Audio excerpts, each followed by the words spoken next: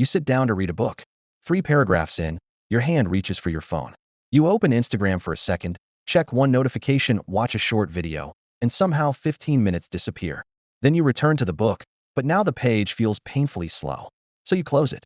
Later, you promise yourself you will finally work on that project you have been avoiding.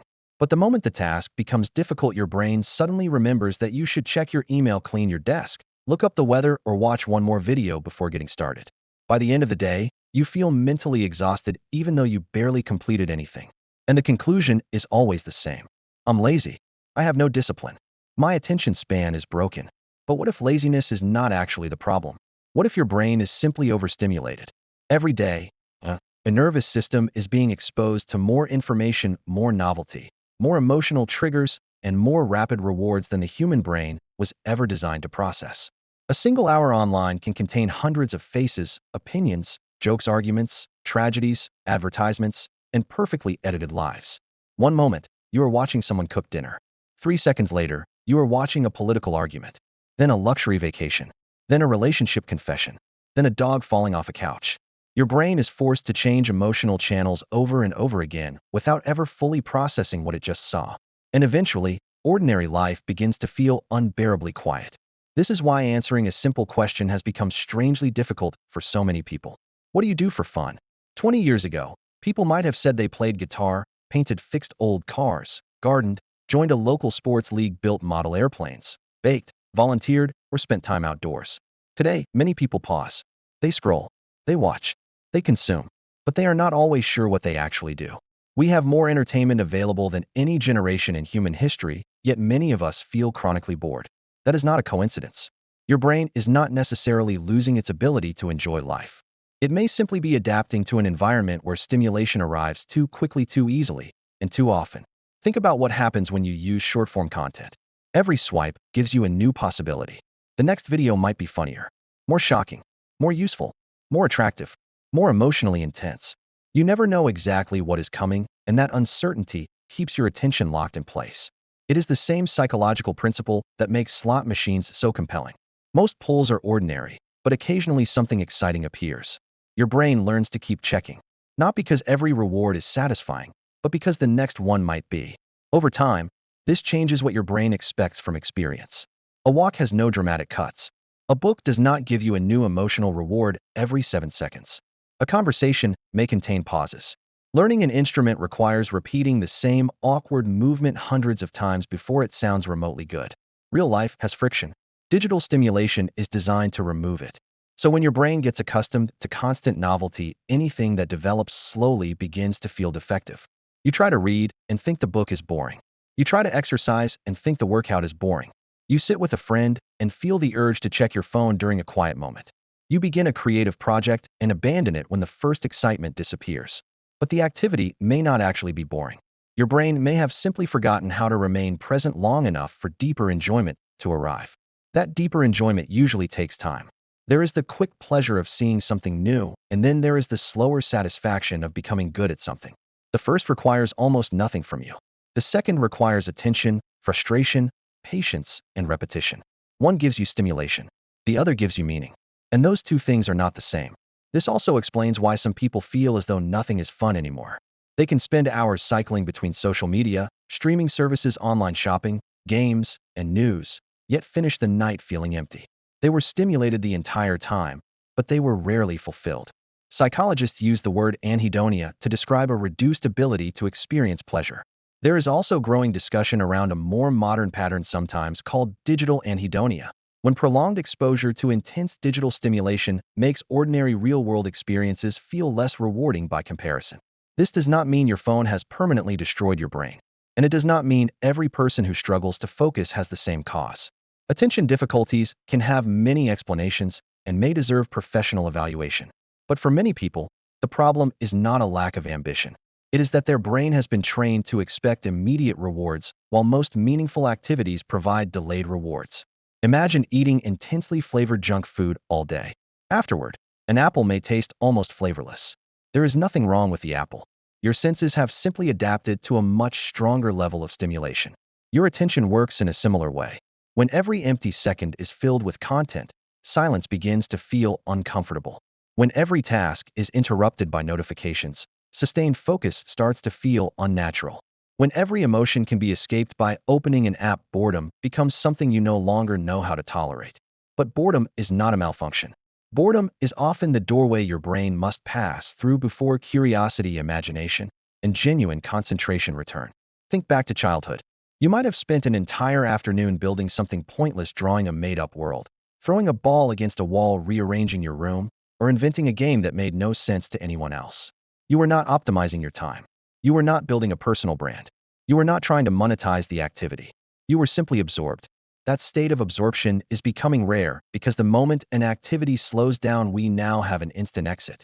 The phone removes the uncomfortable beginning. Unfortunately, the uncomfortable beginning is often where focus is built. So how do you recover? Many people assume the answer is extreme discipline. Delete every app. Wake up at 5 in the morning. Meditate for an hour. Never watch entertainment again. Turn your life into a military training program. That usually fails because it creates a vacuum. You remove the habit, but you do not replace the function the habit served.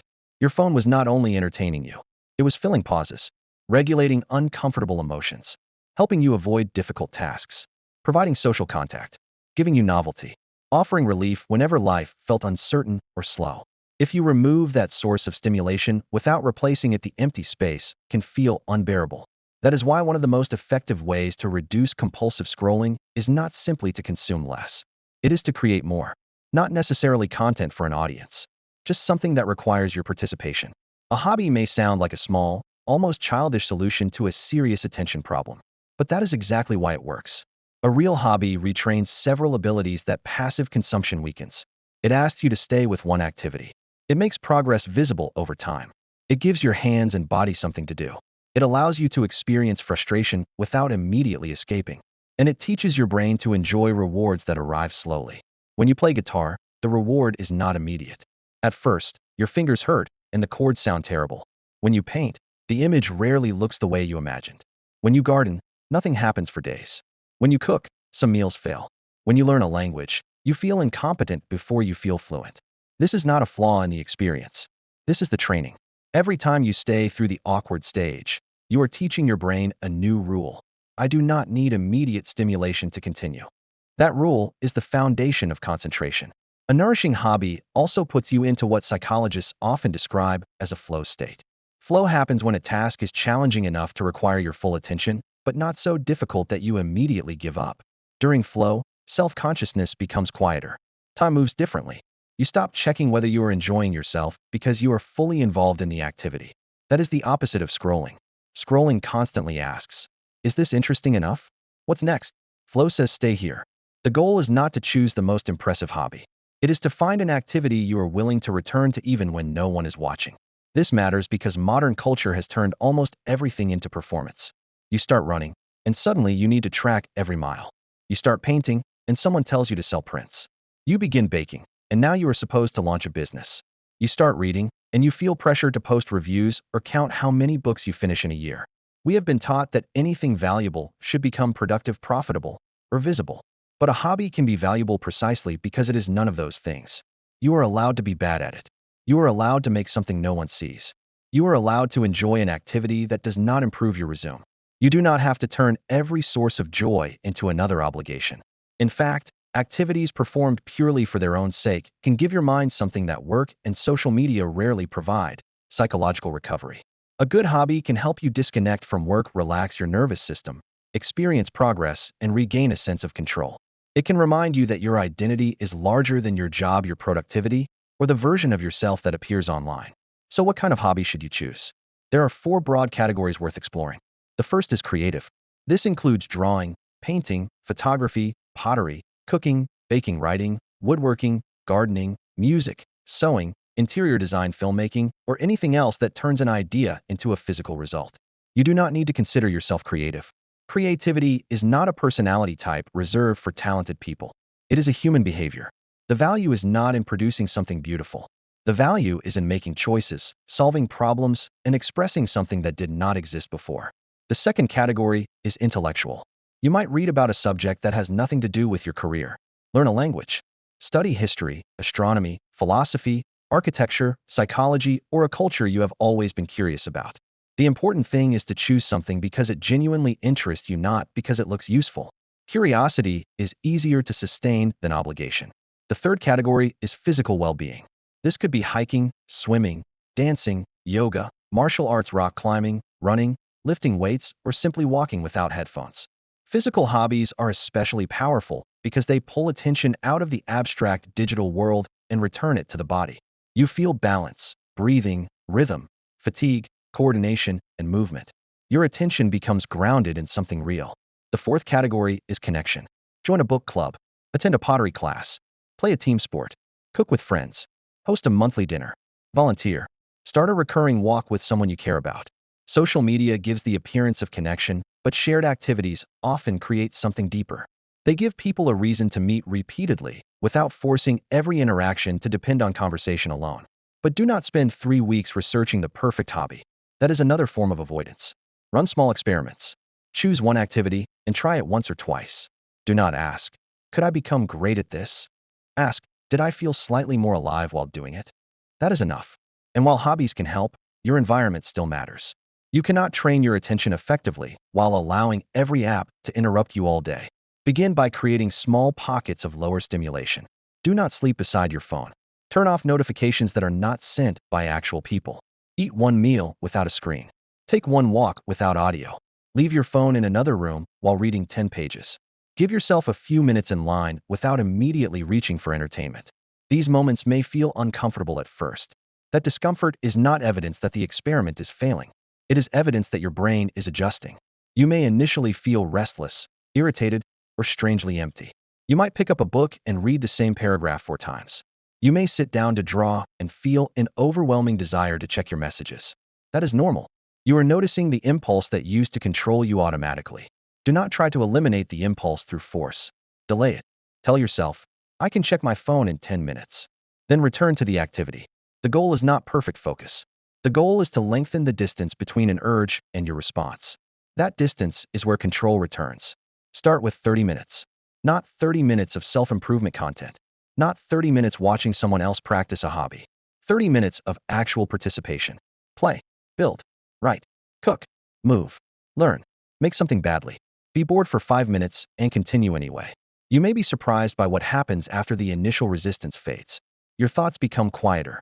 Time slows down. The activity begins to feel satisfying. Not in the explosive way of a viral video, but in a steadier way. You finish feeling restored rather than drained. And eventually, you realize something important. Your brain was never asking for more stimulation. It was asking for deeper engagement. You were not lazy. You were surrounded by systems designed to fragment your attention and then blame yourself for being unable to focus. But your attention is not permanently gone. Your capacity for curiosity is not dead. Your ability to enjoy ordinary life is still there. It has simply been buried beneath too much noise. You do not need to escape technology or reject the modern world. You only need to stop letting the fastest reward available become your default response to every uncomfortable moment. Let some moments remain empty. Let activities develop slowly. Let yourself become a beginner again. Your brain does not need another productivity hack. It needs fewer interruptions, longer experiences, real participation, and something meaningful enough to hold your attention without demanding it. So the next time you catch yourself calling yourself lazy, pause. Ask a better question. When was the last time my brain was allowed to focus on one thing without being interrupted? Then put your phone somewhere you cannot reach it. Choose one real-world activity and stay with it long enough for your mind to come back to life. Because your brain is not lazy. It is overstimulated. And overstimulation can be unlearned.